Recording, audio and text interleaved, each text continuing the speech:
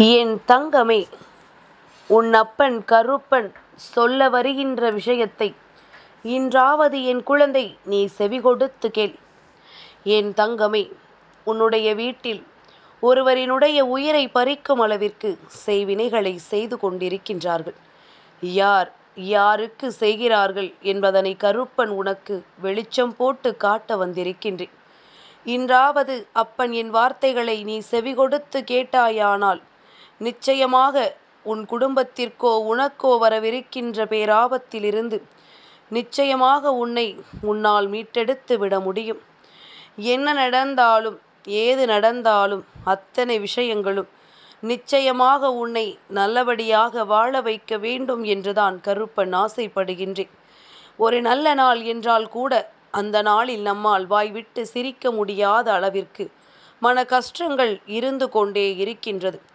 என்னதான் இந்த வாழ்க்கை நம்மை இப்படி பாடாய்படுத்துகிறது என்று நாம் யோசித்து பார்க்கும் பொழுதுதான் சில உண்மைகளை நம்மால் புரிந்து கொள்ள முடியும். என்ன நடந்தாலும் ஏது நடந்தாலும் எந்த நிலையிலும் இந்த வாழ்க்கை உனக்கு கொடுப்பது எல்லாமும் சூழ்ச்சிகளினுடைய உச்சம் என்பதனை நீ அந்த நேரத்தில் தான் புரிந்து கொள்கின்றாய். நம்மை சூழ்ச்சிகளினால் இந்த மனிதர்கள் வீழ்த்த நினைப்பதை என் பிள்ளை நீ நிச்சயமாக உணர்ந்து கொள்கின்றாய். இனி இது இப்படியே தொடருமானால் நிச்சயமாக இந்த வாழ்க்கை நமக்கு கேள்விக்குறியாக மாறிவிடும் என்பது என் பிள்ளை அறிந்த உண்மை அல்லவா? இனி என்னவாகும், ஏதுவாகும், நாம் என்ன செய்ய வேண்டும் என்பது எல்லாம் உனக்குள் குழப்பமாக இருக்கும். அந்த நேரத்தில்தான் இந்த கருப்பன் உனக்கு இந்த விஷயத்தை என்னவென்று வெளிப்படுத்திவிட வேண்டும் என்று வந்திருக்கின்றேன். என் குழந்தையே, எப்பொழுதுமே நம்மை சுற்றி நடக்கின்ற விஷயங்கள் நம்மை வேண்டும் என்றே காயப்படுத்தும் பொழுது அந்த இடத்தில் நம்முடைய சில உணர்வுகளை தூண்டும் விதமாக ஒரு சில பிரச்சனைகள் உருவாகும். கருப்பன் சொல்வது என்னவென்று புரிகின்றதா? என் குழந்தையே, உன்னுடைய உணர்வுகளோடு இவர்கள் விளையாடுவார்கள். உன்னுடைய மனதிற்குள் இருக்கின்ற எண்ணங்களையும் சிந்தனைகளையும் என்னவென்று வெளிப்படுத்த முடியாமல் இவர்கள் உன்னை காயப்படுத்தி நிற்பார்கள். அப்படியானால் உன்னுடைய எந்த ஒரு செயல்களுக்குமே இங்கு முக்கியத்துவம் கிடைக்கவில்லை என்பதுதானே உண்மை. நீ செய்கின்ற எந்த ஒரு விஷயத்தையும் யாரும் பெரிதாக கண்டுகொள்ளவில்லை என்றுதானே அர்த்தம். நீ செய்கின்ற எந்த ஒரு விஷயத்தினாலும் யாருக்கும் எந்த பாதிப்புகளும் இல்லை என்றுதானே அர்த்தம்.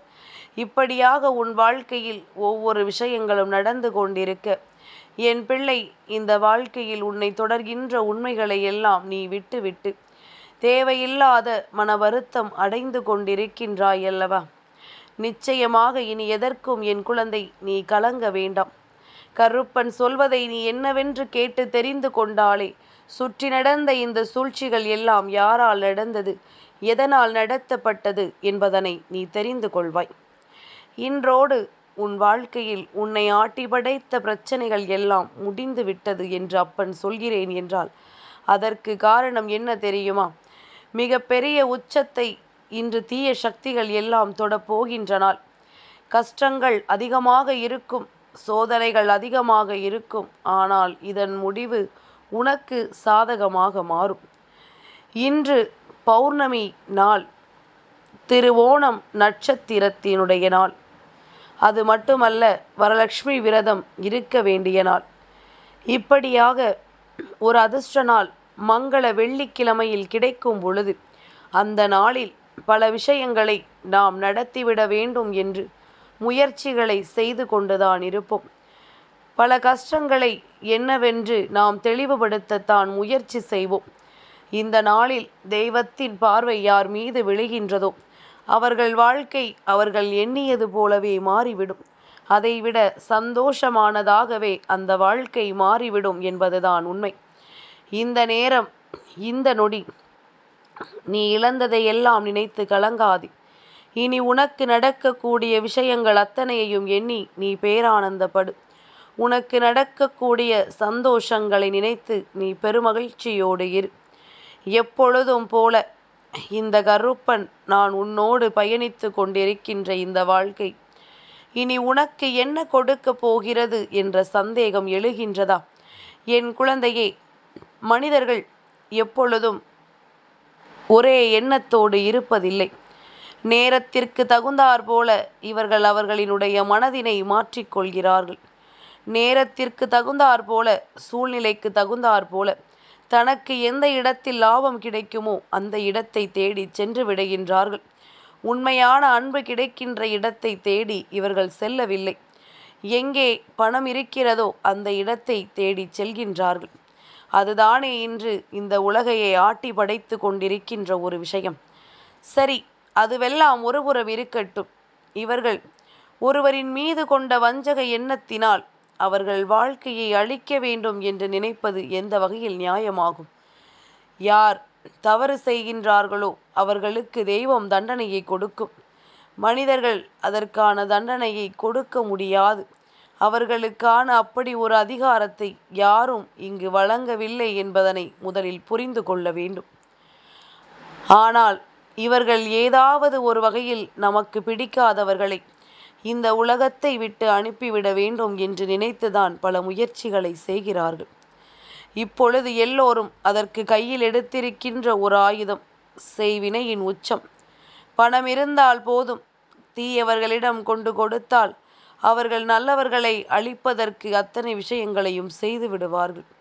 அப்படித்தான் இப்பொழுதும் உன் வாழ்க்கையில் நடந்து கொண்டிருக்கின்றது. தீய மனிதர்களினுடைய சகவாசம் கொண்டு உன் குடும்பத்தை அழிக்க இவர்கள் போட்ட திட்டத்திற்கு முக்கியமான காரணம் சொத்து பிரச்சனை. இது எப்படியாவது இந்த வாழ்க்கையில் ஒரு மாற்றத்தை உருவாக்கிவிட வேண்டும் என்பதுதான் எண்ணமாக இருக்கின்றது. அந்த மாற்றம் நீ மீண்டு வர முடியாத ஒரு மாற்றம். உன்னை கீழே தள்ளி விடுவதோ அல்லது இந்த உறவை நிரந்தரமாக பிரிப்பதோ உனக்கு கிடைக்கின்ற மிகப்பெரிய தண்டனை என்று நினைக்கிறார்கள். கீழே விழுந்தால் சட்டென்று எழுந்திருத்து விடுவாய். அதே நேரத்தில் நாம் உயிராக நினைக்கின்ற ஒரு உறவை நாம் பிரிகிறோம் என்றால் நிச்சயமாக அந்த பிரிவைத்தான் ஏற்றுக்கொள்ள முடியாத ஒரு விஷயம் என்பதனை அவர்கள் உணர்ந்து கொண்டார்கள். அதனால் உன் வீட்டில் ஒட்டு மொத்தமாக அத்தனை பேருக்கும் பொதுவாக இருக்கின்ற ஒரு தலைமையை இவர்கள் முடித்துவிட எண்ணுகிறார்கள். சரி, இவர்களை எப்படி அழிக்க முடியும்? இவர்களுக்கு எவ்வளவுதான் செய்வினைகளை செய்தாலுமே தெய்வம் இவர்களுக்கு பக்கபலமாக இருப்பதனால், அதாவது உன்னுடைய குடும்பத்திற்கு தெய்வம் பக்கபலமாக இருப்பதனால் அவ்வளவு எளிதில் எதையுமே அவர்களால் செய்ய முடியவில்லை. வீட்டின் தலைவனை அழிக்க வேண்டும் என்று நினைப்பது என்ன சாதாரண காரியமா? அதுவும் அவர்கள் எந்த தீங்கும் யாருக்கும் செய்யாத நிலையிலும், யார் வாழ்க்கையையும் அழிக்காத நிலையிலும், யாருக்கும் எந்த ஒரு கெடுதலையும் செய்யாத நேரத்திலும் இதுபோன்று ஒருவரை அழிக்க நினைப்பது சாத்தியமல்லாத விஷயம். அவர்களால் ஆன முயற்சிகளை அவர்கள் செய்து கொண்டிருக்கின்றார்கள். நம்மால் முடிந்த அளவிற்கு அதனை தடுத்து நிறுத்துகின்றோம். அதாவது இவர்களுக்கு அதிகப்படியான மன அழுத்தத்தை கொடுக்க வேண்டும் என்பதுதான் அவர்களின் எண்ணமாக இருக்கின்றது. மன அழுத்தத்தை ஒருவருக்கு அதிகமாக கொடுக்கும் பொழுது அவர்கள் எந்த ஒரு செயலையுமே செய்ய முடியாமல் தவித்து நிற்பார்கள். எந்த ஒரு விஷயத்தையுமே செய்ய முடியாமல் அவர்கள் வேதனைப்பட்டு நிற்பார்கள். என்ன நடந்தாலும் ஏது நடந்தாலும் இந்த கருப்பன் நான் சொல்வது போலத்தான். ஒருவரை அழிக்க நினைப்பதற்கு பெரிய பெரிய அளவில் பணத்தை எல்லாம் செலவு செய்து அவர்களுக்கு செய்வினைகளை செய்ய வேண்டும் என்பது எல்லாம் கட்டாயம் கிடையாது. அதற்கு மாறாக என்ன செய்யலாம் தெரியுமா? அதற்கு மாறாக செய்யக்கூடிய விஷயங்கள் எல்லாம் என்ன தெரியுமா? நாம் இங்கு ஒருவருக்கு அதிகப்படியான மன அழுத்தத்தை தொடர்ந்து கொடுத்து கொண்டே இருந்தோமானால் அவர்கள் நிச்சயமாக மனமுடைந்து அழிந்து போவார்கள் என்பதுதானே இங்கு ஒருவரின் எண்ணமாக இருக்கின்றது. எப்பொழுதுமே மன அழுத்தம் ஒருவருக்கு நிம்மதியை கொடுக்காது. எதையாவது பற்றி யோசித்து கொண்டும் சிந்தித்து கொண்டும் மனக்கலக்கமடைந்து கொண்டும் வேதனைப்பட்டு கொண்டும் ஒருவரை இருக்க வைக்கும் என்பதனை நீ மறந்துவிடக்கூடாது. இனி எப்பொழுதுமே அப்பன் கருப்பன் நான் சொல்வது போல உன்னுடைய குடும்பத்தில் இருக்கின்ற அத்தனை பேருக்குமே ஒரு விஷயத்தை நீ தெளிவுபடுத்து. எவ்வளவு பெரிய பிரச்சனைகள் வாழ்க்கையில் வந்தாலுமே அதை எதிர்கொள்ளக்கூடிய துணிவு எல்லோருக்கும் இருக்க வேண்டும். எல்லோருடைய முகத்திலும் எப்பொழுதும் சந்தோஷம் இருக்க வேண்டும். உன்னுடைய புன்னகையினால் உனக்கு வருகின்ற சோதனைகளை நிச்சயமாக உன்னால் வெற்றி பெற முடியும். அதையும் தாண்டி இந்த வாழ்க்கையில் வேறு ஏதேனும் கஷ்டங்கள் வருகிறது, அல்லது உன்னை நிலையாகவே இந்த உலகத்தை விட்டு இவர்கள் வெளியே அனுப்பிவிட வேண்டும் என்று நினைக்கிறார்கள் என்றால், அந்த இடத்தில் உன்னுடைய புன்னகைதான் உன்னை காப்பாற்ற வேண்டும். உன்னுடைய சந்தோஷம்தான் உன்னை மீட்டெடுக்க வேண்டும். உன்னுடைய மகிழ்ச்சியான விஷயங்கள்தான் இந்த வாழ்க்கையை உனக்கு என்னவென்று உணர்த்த வேண்டும் என்பதனை நீ புரிந்து கொண்டால் அது போதும். நடந்து முடிந்தது எல்லாம் ஒருபுறம் இருந்தாலும், இவர்கள் நடத்த நினைக்கின்ற விஷயத்தை உன் வாழ்க்கையில் நடத்த விடாமல் செய்திட இந்த கருப்பன் நான் முன்வந்து நிற்கும் பொழுது, நீ இந்த நேரத்தில் எக்காரணத்தை கொண்டும் என்னை விட்டு விடாதே. என் குழந்தையே, தீய விஷயங்களும் தீய மனிதர்களும் நம்மை சுற்றி இருக்கத்தான் செய்கின்றார்கள். யாரையும் எதையும் இல்லை என்று மறுத்துவிட முடியாது. யார் எந்த விஷயத்தை நம்மிடத்தில் கேட்டாலும் அதை நாம் கொடுக்காமலும் இருக்க முடியாது என்பதனை முதலில் புரிந்து கொள்ள வேண்டும். இத்தனை காலமும் வேண்டும் என்றே இது போன்ற சூழ்ச்சிகளை செய்த குடும்பம் வேறு யாரும் அல்ல.